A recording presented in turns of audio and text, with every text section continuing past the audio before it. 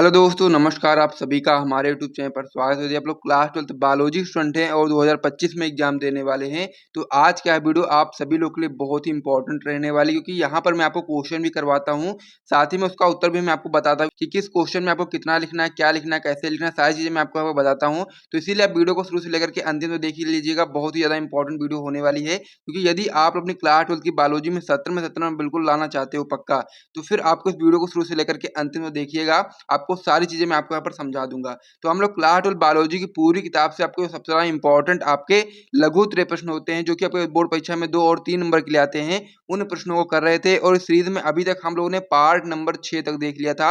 आज का वीडियो आपका पार्ट नंबर 7 रहने वाला है, जिसमें हम लोग क्लास 12 बायोलॉजी की पूरी किताब में आपके जितने भी इम्पोर्टेंट 2 और 3 नंबर वाले जो क्वेश्चन होते हैं, जो कि आपके बोर्ड परीक्षा 2025 में बन सकते हो, सारे प्रश्नों को कर रहे थे। और साथ ही में क्वेश्चन के साथ में उसका उत्तर भी मैं आपको बता रहा था। तो उसमें आज हमारा पार्ट नंबर 7 रहने वाला है।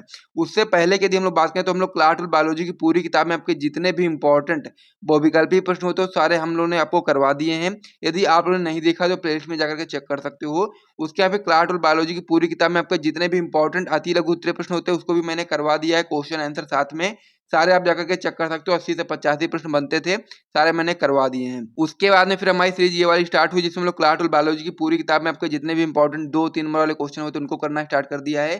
जिसमें ऑलरेडी हम लोग 6 लेक्चर ले चुके हैं। यदि आप लोगों ने अभी तक वीडियो को नहीं देखा पुरानी वाली को, तो आप लोग प्लेलिस्ट में जाकर चेक कर सकते हो। अब हम लोग लेक्चर नंबर 7 स्टार्ट करने वाले हैं आज, जो कि काफी इंपॉर्टेंट प्रश्नों को करने वाले हैं। और जैसे हमारी वाली सीरीज खत्म होगी, उसके बाद फिर हम लोग नई सीरीज को स्टार्ट करेंगे, जो कि आपका होगा क्लास 12 बायोलॉजी की पूरी किताब में आपके जितने भी इंपॉर्टेंट दीर्घ उत्तरीय प्रश्न होते हैं, उनको भी मैं आपको यहाँ पर कराऊंगा। और साथ ही में यदि आपको इसी प्रकार से नोट्स वगैरह चाहिए, तो आप लोग हमारा टॉपर ग्रुप ज्वाइन कर सकते हैं। इसका चार्ज 499 रखा गया है। डिस्क्रिप्शन बॉक्स में आपको हमारा व्हाट्सएप नंबर मिल जाएगा, इसको भी टॉपर ग्रुप ज्वाइन करना होगा, वो सभी लोग ज्वाइन कर सकते हैं। जिसमें आपको फिजिक्स, केमिस्ट्री, बायोलॉजी तीनों सब्जेक्ट के नोट्स और इंपॉर्टेंट क्वेश्चन आंसर दिए जाते हैं, इसको भी ज्वाइन करना होगा। इस डिस्क्रिप्शन बॉक्स में नंबर निकाल करके आप व्हाट्सएप पर मैसेज करिएगा, वहाँ पर आपको जानकारी मिल जाएगी। तो चलिए अब हम अपनी वीडियो को स्टार्ट कर देते हैं। तो हम लोग क्लास 12 बायोलॉजी की पूरी किताब में आपको जो वेरी इंपॉर्टेंट क्वेश्चन होते हैं, जो कि आपके बोर्ड परीक्षा में 2 और 3 नंबर के लिए आते हैं, उन प्रश्नों को करना स्टार्ट करते हैं। उससे पहले आप लोग वीडियो को लाइक कर दो, चैनल को सब्सक्राइब कर दो, फिर हम लोग स्टार्ट कर देते हैं। तो इस पेज को यहाँ पर मैं हटा देता हूँ।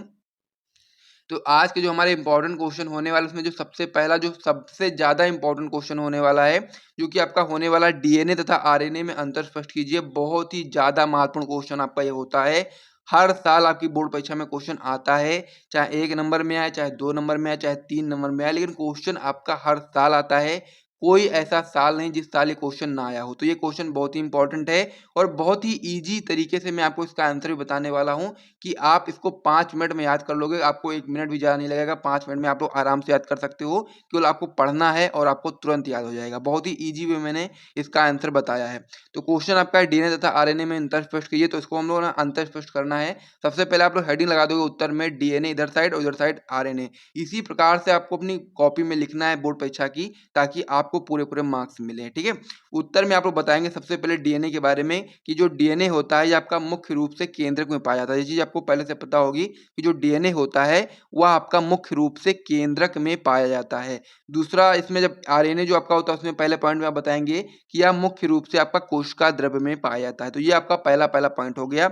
डीएनए आपका केंद्रक में पाया जाता है और आपका जो आरएनए होता है आपका मुख्य रूप से कोशिका द्रव्य में पाया जाता है। उसके बाद इसमें आपका जो दूसरा पॉइंट हो जाता है, आपका हो जाता है कि जो डीएनए होता है, डीएनए का पूरा नाम क्या होता है? तो डीएनए का पूरा नाम आपका होता है डीऑक्सी राइबोन्यूक्लिक एसिड, जो कि बहुत इंपॉर्टेंट है। इसको आप लोग याद करके रखिएगा। 1 नंबर में भी आ सकता है, बहुविकल्पी में भी आ सकता है। उसके बाद फिर आरएनए का पूरा नाम आपको पता होना चाहिए। तो डीऑक्सी को हटा दोगे तो जो आपका राइबोन्यूक्लिक अम्ल बचेगा, आपका आरएनए का पूरा नाम होता है। इसी प्रकार से आपको इसको भी याद कर लेना है। फिर आप लोग आगे बढ़ जाइए। आगे में तीसरा पॉइंट आप बताएँगे कि जो आपका डीएनए होता है, इसमें आपका एजीटीसी क्षारक पाए जाते हैं। अब एजीटीसी क्या है? तो ए मतलब है आपका एडेनिन, जी मतलब है आपका ग्वानिन, टी मतलब है थायमिन, सी मतलब है साइटोसिन। तो इसमें आपके इतने प्रकार के क्षारक पाए जाते हैं, जो कि आपका इस प्रकार से होता है। उसके बाद फिर आरएनए की जब बात करेंगे, तो आरएनए में आपका एजी यानी कि एडेनिन, ग्वानिन पाया जाता है और साथ ही में थायमिन जो आपका डीएनए में होता है, थायमिन की जगह पर आरएनए में आपका यूरेसिल पाया जाता है, यानी कि यू और सी इस प्रकार से आपका पाया जाता है। तो आरएनए जो आपका होता है, उसमें आपके इस प्रकार से पाए जाते हैं क्षारक, जिसमें आपका AgUC होता है और जो DNA होता है इसमें आपका AgTC। तो यहाँ पर आपको इसको भी याद कर लेना है, इसका नाम भी आप लोग याद रखिएगा कि इसका पूरा नाम क्या होता है। तो A का नाम आपका एडेनिन हो जाएगा, G आपका ग्वानिन, T आपका थाइमिन और C आपका हो जाएगा साइटोसिन। इस प्रकार से आपका हो जाएगा। और यहाँ पर यदि हम लोग बात करें तो इसमें भी आपकी सारी चीज़ सेम है, केवल यहाँ पर थाइमिन की जगह पर यूरेसिल है, इसको आप लोग याद कर लीजिएगा ताकि आप ये कंफ्यूज मत होना, ठीक है। तो इस प्रकार से 3 पॉइंट हो गए। चौथा आप लोग यहाँ पर लिखा देंगे, चौथा आप लिख दोगे इसमें कि यह आपका आनुवांशिक पदार्थ का काम करता है। चौथा पॉइंट क्या लिखेंगे डीएनए में आप लोग कि ये आपका आनुवांशिक पदार्थ का काम करता है, जो कि आप लोग जानते हैं। और आरएनए की जब बात करेंगे तो ये आपका प्रायः जो आपका मुख्य रूप से प्रोटीन संश्लेषण का कार्य करता है। वैसे किसी पादप जो विषाणु होता है उसमें आपका ये डीएनए मतलब कि कह सकते हो आप लोग आनुवांशिक पदार्थ के रूप में कार्य करता है, लेकिन जो आरएनए होता है आपका मुख्य रूप से आप लोग बताएंगे तो प्रोटीन संश्लेषण का ही कार्य करता है। इस प्रकार से आपको ये समझ में आ गया होगा। तो ये आपका बहुत ही इंपॉर्टेंट क्वेश्चन है, डीएनए और आरएनए में अंतर। इसको आप लोग अच्छे तरीके से तैयार कर लीजिएगा। एक साथ ये बहुत बार आते हैं और कभी-कभी अगर ये मान लीजिए अलग-अलग आ जाए कि डीएनए के बारे में बताइए तो आप लोग यहाँ से यहाँ तक बता देना, और आरएनए के बारे में पूछ ले तो आप लोग यहाँ से यहाँ तक बता देना, आपको पूरे-पूरे मार्क्स मिल जाएँगे। एक भी नंबर आपका नहीं कटेगा। तो बहुत ही इंपॉर्टेंट क्वेश्चन था, इसको आप लोग नोट कर लीजिएगा। और साथ ही में यदि आपको इसी प्रकार से नोट्स वगैरह चाहिए तो आप लोग हमारा टॉपर ग्रुप ज्वाइन कर सकते हैं, जिसका चार्ज 499 रखा गया है, जिसमें आपको फिजिक्स, केमिस्ट्री, बायोलॉजी तीनों सब्जेक्ट के नोट्स और इंपॉर्टेंट क्वेश्चन आंसर दिए जाते हैं। जिसको भी ज्वाइन करना होगा डिस्क्रिप्शन बॉक्स में आपको हमारा व्हाट्सएप नंबर मिल जाएगा, वहाँ से आप लोग कॉन्टैक्ट करके ज्वाइन कर सकते हैं। फिर अब हम लोग अगले क्वेश्चन की ओर बढ़ जाते हैं। अगला क्वेश्चन भी बहुत ही इंपॉर्टेंट होता है, जो कि आपका है डीएनए फिंगरप्रिंटिंग से आप क्या समझते हैं और मानव जीवन में इसके उपयोग पर प्रकाश डालिए। वेरी इंपॉर्टेंट क्वेश्चन होता है। अक्सर ये क्वेश्चन की बोर्ड परीक्षा में 3 नंबर में आता है, लेकिन 2 नंबर और 1 नंबर में भी क्वेश्चन आ सकता है। अगर केवल आपसे पूछेगा कि डीएनए फिंगरप्रिंटिंग क्या है तो आपका 1 नंबर या 2 नंबर में जरूर आ सकता है, और यदि पूरा क्वेश्चन आएगा तो ये आपका 3 नंबर में डेफिनेटली आएगा ही आएगा। तो बहुत ही इंपॉर्टेंट ये भी आपका क्वेश्चन होता है। तो सबसे पहले हम लोग समझते हैं कि डीएनए फिंगरप्रिंटिंग क्या होता है, इसकी परिभाषा के बारे में समझते हैं। तो डीएनए फिंगरप्रिंटिंग में आप लोग सबसे पहले बताएंगे कि डीएनए का एंडोन्यूक्लियेज एंजाइम की सहायता से विदलन करके जो डीएनए खंड होते हैं उनकी मैचिंग द्वारा हम लोग किसी व्यक्ति की पहचान करना ही आपका डीएनए फिंगरप्रिंटिंग कहलाता है। बहुत ही सिंपल सी परिभाषा है कि डीएनए का एंडोन्यूक्लियेज एंजाइम की सहायता से विदलन करके डीएनए खंडों की मैचिंग द्वारा किसी व्यक्ति की जब हम लोग पहचान करते हैं तो उसको ही हम लोग डीएनए फिंगरप्रिंटिंग विधि के द्वारा ही करते हैं, और उस प्रक्रिया को ही हम लोग डीएनए फिंगरप्रिंटिंग बोलते हैं। अब यहाँ पर एक बहुत ही इंपॉर्टेंट लाइन आपको पता होनी चाहिए कि इस तकनीक यानी कि डीएनए फिंगरप्रिंटिंग की खोज किसने करी थी। तो सभी लोग याद रखेंगे, इस तकनीक की खोज एलेक्स जेफरी ने सन 1986 ईस्वी में की थी, जो कि बहुत ही इंपॉर्टेंट ये पॉइंट भी आपका होता है, क्योंकि यह क्वेश्चन आपका बहुविकल्पी में बनता है कि डीएनए फिंगरप्रिंटिंग की खोज किसने की थी, तो आप एलेक्स जेफरी बता देंगे। और यदि पूछ ले कि डीएनए फिंगरप्रिंटिंग की खोज किस सन में हुई थी तो आप लोग 1986 बता सकते हो। तो इस प्रकार से इतना हो गया। आगे आप बताएंगे कि प्रत्येक जीव की जो डीएनए संरचना होती है तथा आनुवंशिकता होती है विशिष्ट और अन्य जीवों से अलग होती है, जो कि बहुत ही इंपॉर्टेंट पॉइंट है कि जो प्रत्येक जीव होता है, पृथ्वी पर जितने भी जीव पाए जाते हैं, हर एक जीव की जो डीएनए संरचना होती है वो सभी अन्य जीवों से अलग-अलग होती है। तो कुछ ना कुछ उसमें चेंजेस होते हैं, ठीक है? तो ये चीज़ आपको यहाँ पर समझना है कि प्रत्येक जीव की जो डीएनए संरचना होगी तथा आनुवंशिकता होगी वो विशिष्ट होगी और साथ ही में अन्य जीवों से अलग होगी। इस प्रकार से आपको ये डीएनए फिंगरप्रिंटिंग क्या होता है आप समझ गए होंगे। अब हम लोग मानव जीवन में इसके उपयोग के बारे में आइए बात कर लेते हैं। उससे पहले एक पॉइंट और भी यहाँ पर समझेंगे कि डीएनए फिंगरप्रिंटिंग की जो विधि होती है वो किस प्रकार से होती है, ये भी आपका आ सकता है एग्जाम में। तो उसके लिए भी मैं आपको यहाँ पर बता देता हूँ कि अगर आ जाए तो अब फिर आपको यहाँ पर सोचना ना पड़े, आप आराम से बता सकते हो।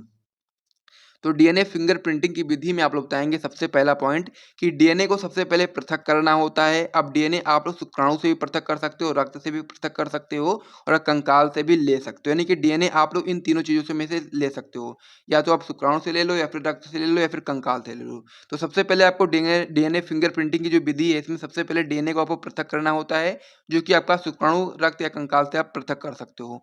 दूसरा पॉइंट आपका इसमें हो जाएगा, डीएनए को काटना होता है। डीएनए को काटते हैं किससे? एंडोन्यूक्लियस एंजाइम के द्वारा काटते हैं। ये आपका दूसरा पॉइंट होगा। उसके बाद फिर आपका होता है जेल विद्युत संचालन करना होता है, और चौथा पॉइंट आपका होता है प्रोब जो आपका होता है उसका वीएनटीआरएस के साथ जोड़ना होता है, और फिर लास्ट में हम लोग फिंगरप्रिंट निकालते हैं, जिससे भी हम लोग पता लगा सकते हैं, किसी व्यक्ति की पहचान करना होता है। तो इसी प्रकार से हम लोग इस विधि का प्रयोग करके और उसमें ये सारे पॉइंट का आप लोग प्रयोग करके हम लोग इस प्रकार से निकालते हैं। तो डीएनए फिंगरप्रिंटिंग की जो विधि है मैंने आपको बता दिया है। अब यहाँ पर जो क्वेश्चन आपका था इसमें कि मानव जीवन में इसके उपयोग पर प्रकाश डालिए, उसके बारे में आइए समझ लेते हैं लास्ट में। तो यहाँ पर आप लोग बताएंगे डीएनए फिंगरप्रिंटिंग के उपयोग के बारे में। तो उपयोग में आप लोग क्या-क्या लिखेंगे आइए समझते हैं। तो उपयोग में सबसे पहले आप लिखेंगे पैतृत्व निर्धारित करना, यानी कि पैतृत्व जो आपका होता है निर्धारण करने में भी हम लोग डीएनए फिंगरप्रिंटिंग का उपयोग करते हैं, यानी किसी के पिता की पहचान करने के लिए भी हम लोग इसका प्रयोग करते हैं।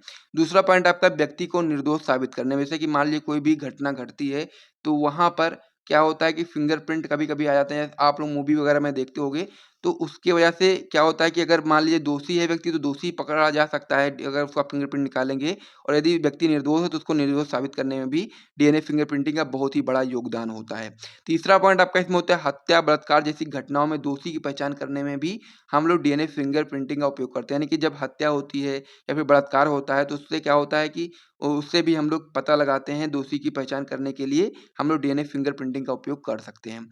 चौथा पॉइंट आपका इसमें होता है बाढ़, भूकंप में जो लोग मारे जाते हैं, उनको पहचान पाना मुश्किल हो जाता है, क्योंकि कभी-कभी होता है लाशें सड़ जाती हैं, तो फिर उसका पता लगाने के लिए भी हम लोग डीएनए फिंगरप्रिंटिंग का उपयोग करते हैं।